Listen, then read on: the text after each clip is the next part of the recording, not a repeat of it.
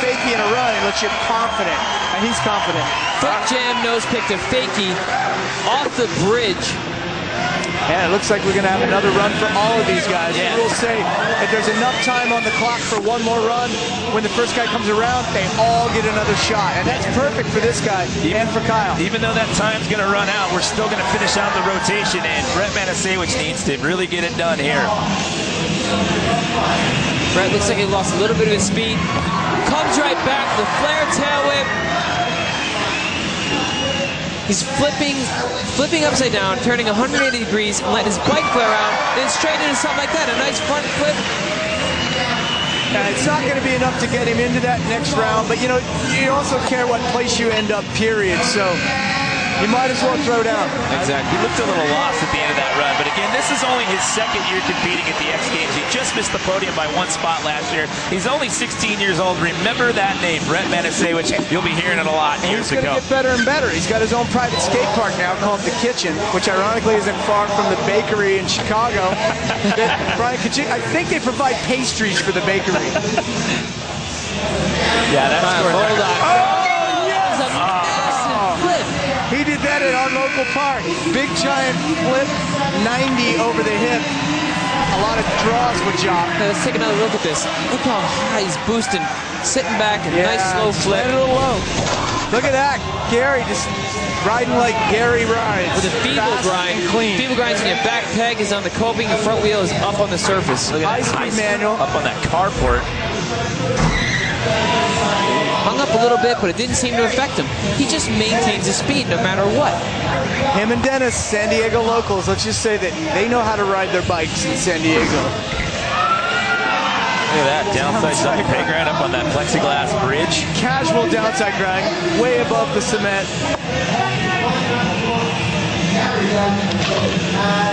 He's using that ski jump a little different than everybody else too. A unique line there. Oh, the 540, spinning around 540 degrees, straight to a turn down. That's another solid run there for Gary. Very solid. I think that's going to be enough to overtake Daniel. Which means he's going to be playing the waiting game. Exactly. When you're the guy on the bubble. Well, I got him a full. Wow, yes.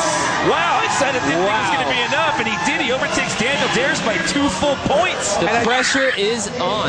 You know what? And that's well deserved when you're. Oh, Daniel's slipping a pedal. Daniel lost his line.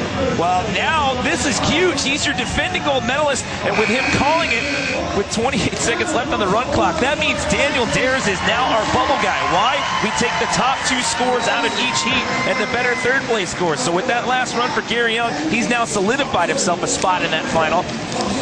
And Daniel is now going to be nervously watching in heat number 2 to see if he gets edged out. That happened a couple years ago, where Dares was just kind of left speechless. He didn't realize you can't follow these scores that fast when you're up on the deck worrying about your run.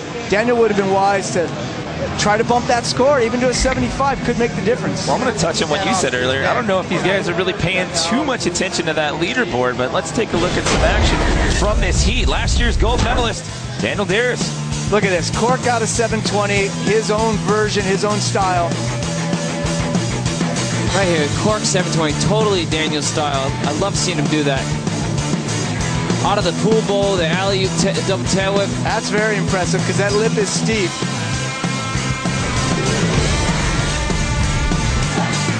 And this guy just kills it. This is one of my favorite tricks. Foot jam nose pick to fakie. Fakie meaning you're coming back in backwards. And could you do that flip any cleaner? And then, hey, maybe I'll do it up on that bridge while I'm at it. Yeah. Dennis Anderson showing people how to be carefree and tear it up at the same time. Coming in fakie on a big ramp like that, coming backwards with all that speed is so challenging. Wow, big pocket tail whip. Well, the big shocker right now is last year's defending gold medalist. He is sitting on the bubble spot. That is heat 1 in the books. Keep in mind, we've still got another heat of 5 riders left to go. Remember, we're taking the top 2 with a better third place score. More BMX Park Final when we come back to X Games 17.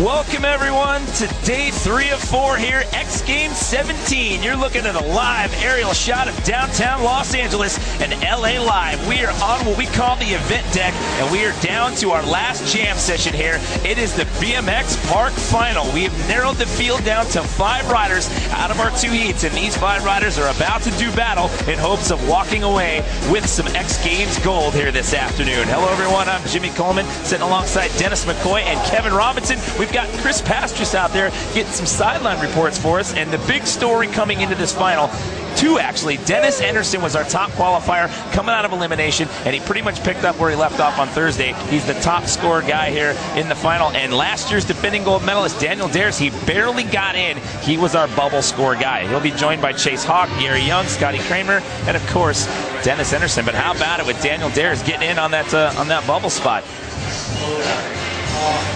It barely got it done. I mean, it came down, we take the top two scores out of each heat and the better 3rd place score. So he was kind of nervously eyeing that one up in heat 1, but he got in. It was so impressive how much they came out swinging in the qualifiers. You know, they're showing that you can pull no stops. You're here, you're at the X Games. You better be coming here to win.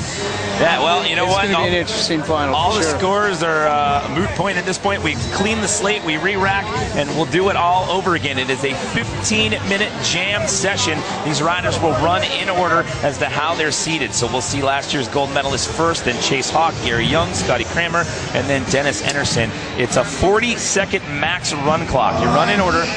Ride you fall or until 40 seconds has elapsed. The best possible score you can earn is a 50. It's the 2 best run scores total together that'll hopefully have you on that podium here for X Games 17.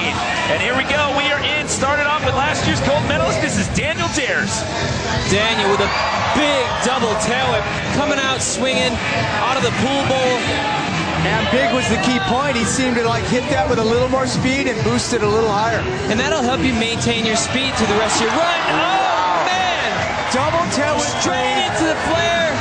He wasn't lying. He's saving some for the final. Save some energy, save some of his big tricks.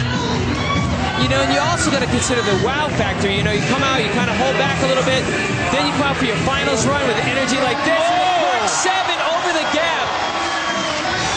That's a solid run from Daniel. Dares has made his mark.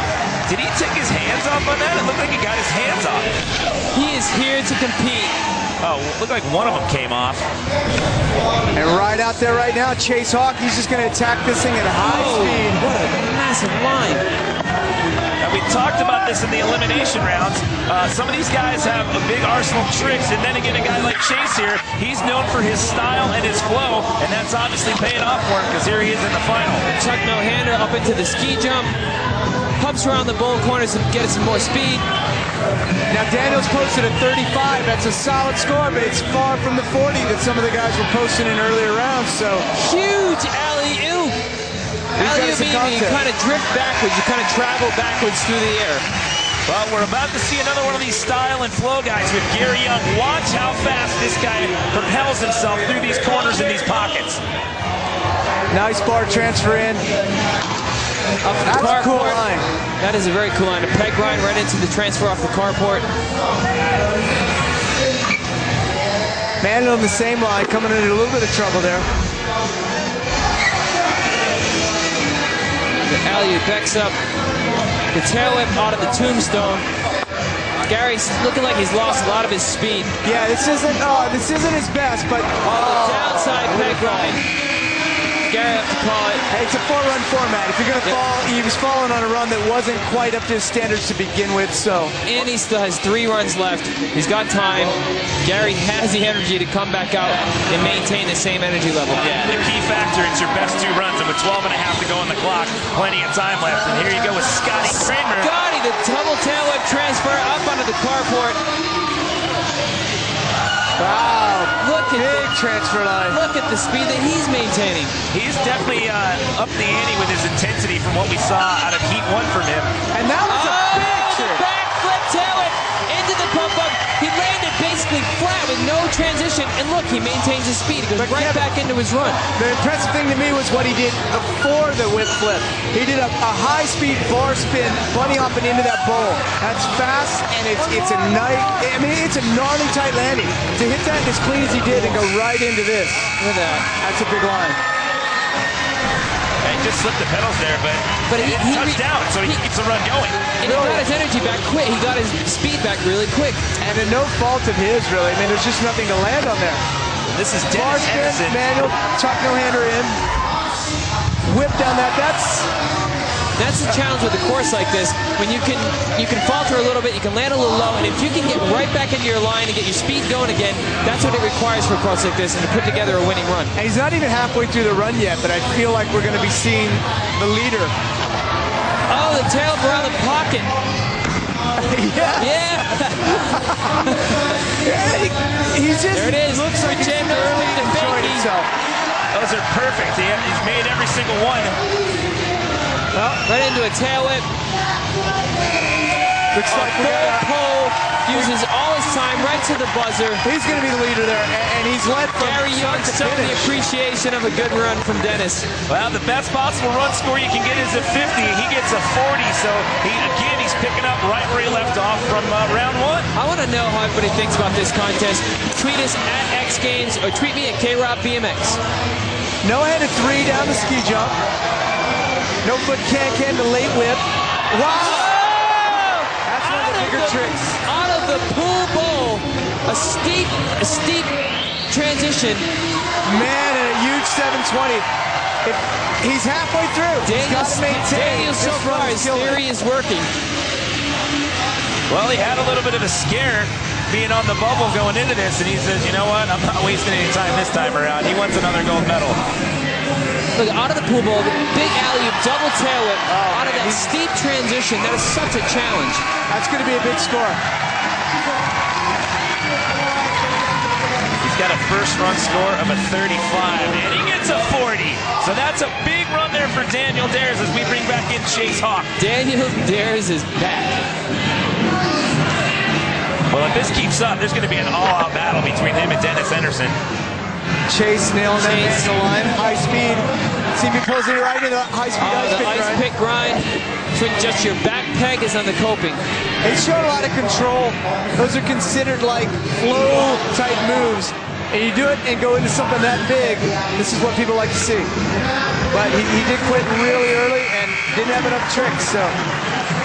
You know, the speed they have to maintain, the energy level they have to have, all while doing these tricks. You know, it's like running a 100-yard dash through an obstacle course. Yeah! That's a shame. That's a shame for him to mess it up. A feeble to 270. Feeble to 270. He's going up sub-box style. That's a 4-foot tall carport, and he's going up like a sub-box, feeble grinding, and then 270 out, but he has to get over the end of it. He's not coming back into where he took off. He's going into something straight. Well, the pressure's kind of on for Gary now because he's got to get 2 solid run scores with 8:44 left in the jam. Up on the manual pad. Watch this. Bar spin in. That's very impressive. Right into it. Backflip, tail whip, landing smooth. Maintain his speed that time. That landing is tiny. Landing smooth on a wooden, like about a 2-foot transition. 12 seconds to go. Again, I hate to keep saying if he can maintain, but we're seeing a lot of guys just run out of energy, run out of lines. Yeah, guys are getting out with about 8, 9, 10 seconds left. Big front flip. Big front flip, holding on.